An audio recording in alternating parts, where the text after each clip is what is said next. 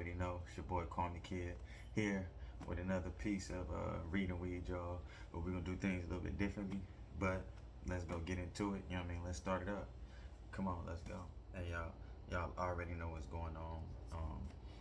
So we got Bag of Bones here, Stephen King book. Y'all see that?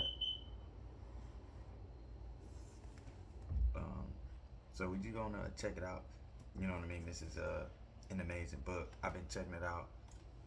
At once it was a New York Times #1 bestseller. It's a good one. Bag of Bones. If y'all seen it, y'all know about it. Stephen King ain't nothing to play with, y'all. Stephen King ain't nothing to play with. So I just wanted to kind of like check it out, get into it. Y'all already know how I like to do. Get my read on, go through it. Have y'all ever seen it? Have y'all ever read this book, Bag of Bones by Stephen King? If y'all read it, make sure that y'all like and subscribe, man. Drop some comments and so y'all can come on and just read along with me. So let's get into it. Come on.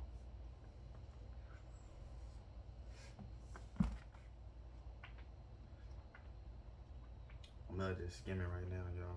You know what I mean? Checking it out. I just want to kind of get to a good chapter for y'all, just so y'all can kind of, you know what I mean, actually get something exciting, I guess, a little bit, something like that. I'm pretty sure every chapter is, but we're going to hit up this chapter 15 right here that I see. So I hope y'all rolled up. I hope y'all got y'all books ready. Or sit down, whatever you're doing. If you're listening, just go ahead and sit down, press play, and come on, let's get into it. We about to hit up this Bag of Bones, chapter 15. Chapter 15, Bag of Bones by Stephen King. State your name for the record. Michael Noonan. Your address. Derry is my permanent address, 14 Bing Street. But I also maintain a home in TR 90 on Dark Score Lake. The mailing address is box 832. The actual house is on Lane 42 off Route 68. Elmer Durgeon, Kyra DeVore's guardian, waved a pudgy hand in front of his face, either to shoo away some troublesome insect or to tell me that was enough. I agreed that it was.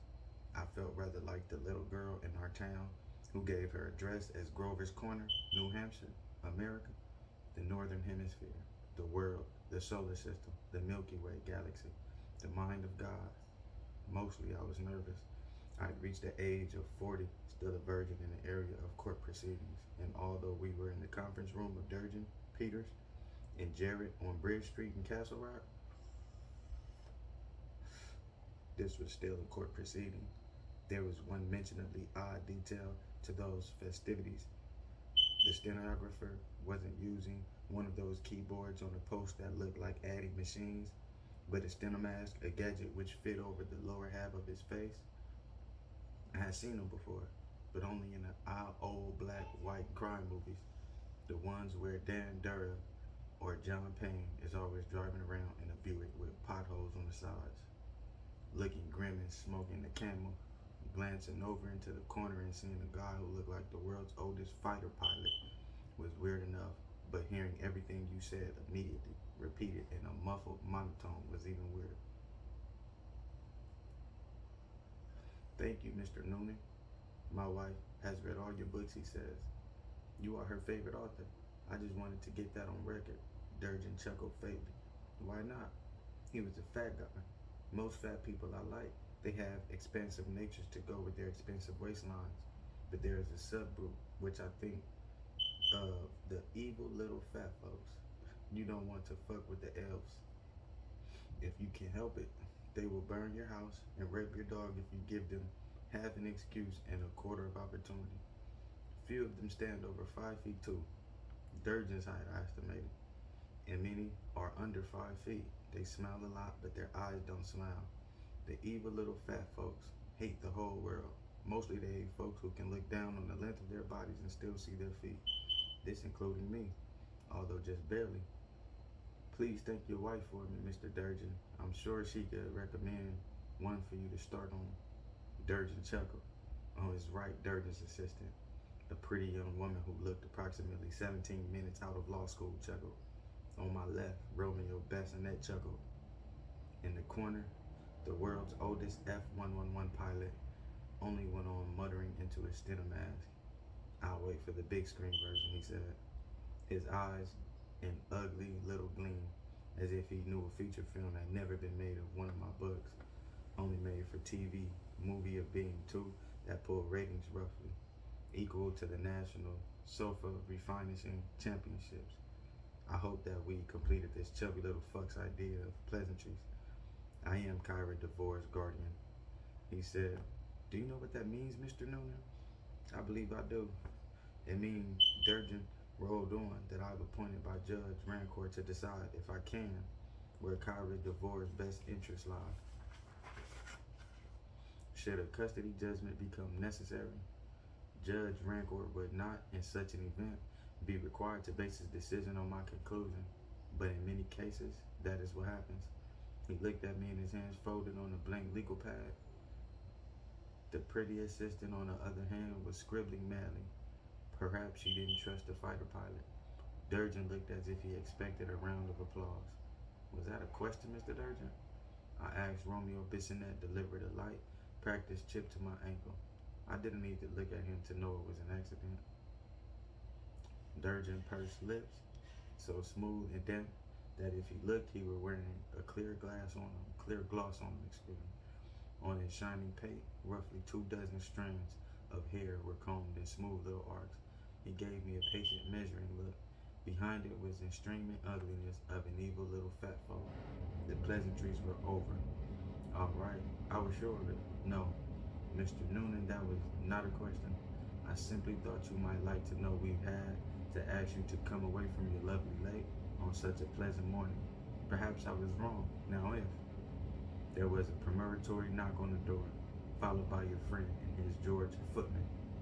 Today, Cleveland Caswell had been replaced by a khaki deputy sheriff uniform, complete with Sam Brown belt and side-on. He helped himself to a good look at the assistant's bust line, displayed in a blue silk blouse, then handed her a folder and a cassette tape recorder. He gave me one brief gander before leaving. I remember you, buddy. That glance said, that smart-ass writer, the cheap date. Romeo Bissonette tipped his hat toward me. He used the side of his hand to bridge the gap between his mouth and my ear. Divorce tape, he said. I nodded to show I understood, then turned to Durgan again. Mr. Noonan, you've met Kyra DeVore and her mother, Mary DeVore, haven't you? How did you get Maddie out of Mary? I wondered.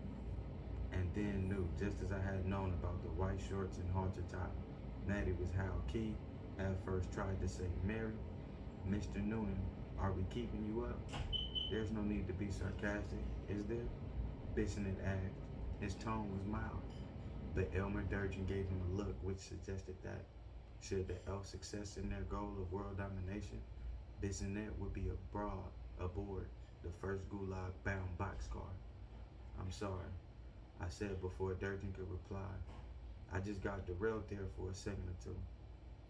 New story idea, Durgan asked, his smiling, glossy smile. He looked like a swamp rolled toad in a sports car.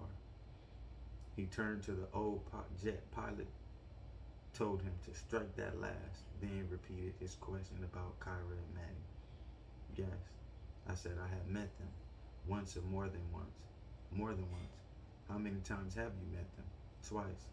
Have you also spoken to Mary DeVore on the phone? Already, these questions were moving in a direction that made me uncomfortable. Yes. How many times? 3 times. The third had come the day before when she had asked if I would join her and John Starro for a picnic lunch on the town common after my deposition. Lunch right there in the middle of town before God and everybody, although with a New York lawyer to play chaperone. What harm in that? Have you spoken to Kyra DeVore on the telephone? What an odd question. Not when anybody had prepared me for it either. I suppose that was the last parley while he asked it. Mr. Noonan. Yes, I've spoken to her once. Can you tell us the nature of that conversation? Well, I looked doubtfully at Bissonette. There was no help there. He obviously didn't know either. Maddie pardoned me. Durgan leaned forward, asked much as he could. His eyes was intent in the pink pockets of flesh. Maddie DeVore, Mary DeVore. You call her Maddie?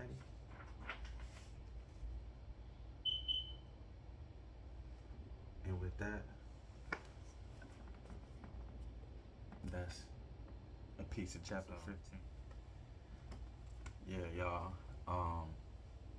This was y'all already know that. So that was just like a little bit, chapter 15. But this book right here was now in A&E series. It says it even right here at the bottom. And yeah, so you know what I mean. This is a bad joint right here, man. A powerful tale of loss, love's enduring bonds, and haunting secrets from the past. I like it. You know what I mean? There's so many different type of visitations. There's so many different type of stories in there in between what's going on. And this, y'all already know the type of author Stephen King is. So you know, it's fiction. So he'll take it there, he'll take it here, but it's real descriptive. It is. I like it. So this is one of the novels that we checking out, and it was great. I hope y'all like it, man. And make sure that y'all like and subscribe, man, because this is a great day. Great start of it. And y'all already know, man, go get y'all t-shirts, man. Make sure y'all be mindful, man. authenticor.com. Go get yours. And always be mindful, man. Y'all already know what it is. Hit that link. Subscribe.